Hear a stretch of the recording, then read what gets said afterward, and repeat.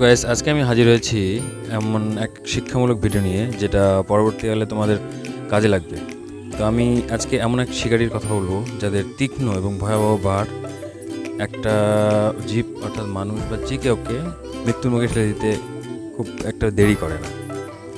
এদের সূক্ষ্ম, তীক্ষ্ণ এবং আক্রামক শিকার বা বাড় এতটাই তীক্ষ্ণ হয় যে তাদের ভয়ানক শিকারীদের তালিকায় তুলতে বাধ্য করে। বলছিলাম স্নেক বাইট অর্থাৎ সাপের কথা বলছিলাম আমি। খুবই ভয়াবহ এবং ভয়ঙ্কর।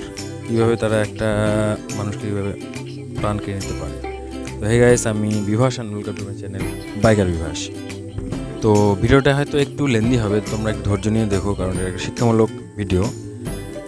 সাপের দিক থেকে তুলনা করলে ভারতের থেকে প্রায় অস্ট্রেলিয়া, নিউজিল্যান্ড, অ্যামাজন সব জায়গায় মানে বিষাক্ত সাপের পরিমাণটা সবসময় বেশি। ভারতে 30% বিষাক্ত, 70%ই নন ভেনামাস অর্থাৎ বিষধর নয়। তবুও ভারতবর্ষে বেশি মারা যায়, কারণ একটা সমীক্ষায় পাওয়া গেছে যে বিশ্বের সবথেকে বেশি সাপের কামড়ে মৃত্যু হয় ভারতে, কারণ এখানে কুসংস্কারটা বেশি মানা হয়। বিশেষ করে কৃষিপ্রধান এলাকায় যারা কৃষক তাদের বেশি হয় আর কি।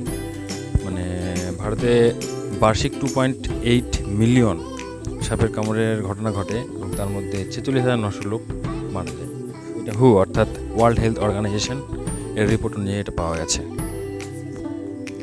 কৃষিপ্রধান দেশ হওয়ার জন্য কৃষকরা মাঠে যায়, কাজ করে, আর সেখানে এই ঘটনাগুলো ঘটে আর কি, সাপের কামড়টা। আমরা জানবো সাইন সিনড্রোম অর্থাৎ লক্ষণ। এই লক্ষণ দিক থেকে দুইভাবে ভাগ করা যায় আর কি, বিষহীন এবং বিষধর। প্রথমে জানবো বিষহীন সাপের কামড়ের লক্ষণগুলো কী কী। সেখানে প্রথমে হচ্ছে দেখতে পাচ্ছ তোমরা হালকা ফোলা, অর্থাৎ এই জায়গায় কামড়াবে সেই জায়গাটা একটু সোয়েলিং একটু হতেই পারে, মানে হালকা ফুলে যেতেই পারে। দেন হচ্ছে আপনার ত্বকের রং পরিবর্তন, অর্থাৎ জায়গাটা রেডনেস হয়তো একটু হয়ে যাবে। দেন হালকা রক্তপাতও হতে পারে, একটু ব্লিডিং হতে পারে। এরপর জানবো বিষধর সাপের কামড়ের লক্ষণগুলো। প্রথমে দেখতে পাচ্ছ তোমরা জায়গাটা একটু ফোলা ফোলা, আমি টিক দিয়ে দিয়েছি, দেখো একটু ফুলে যাওয়ার চান্স থাকে। এবং এরপর হালকা রক্তপাতও হতে পারে। এরপর যেটা হয় আর কি, অত্যাধিক টেনশন হয়, তার জন্য প্রচুর ঘাম, একটুতেই ঘেমে হয়, মানে ঘেমে যান।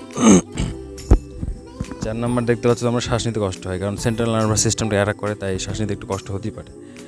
আর অত্যাধিক টেনশনের জন্য মাথা ব্যথা এবং মাথা ঘোরা এটাও হতে পারে।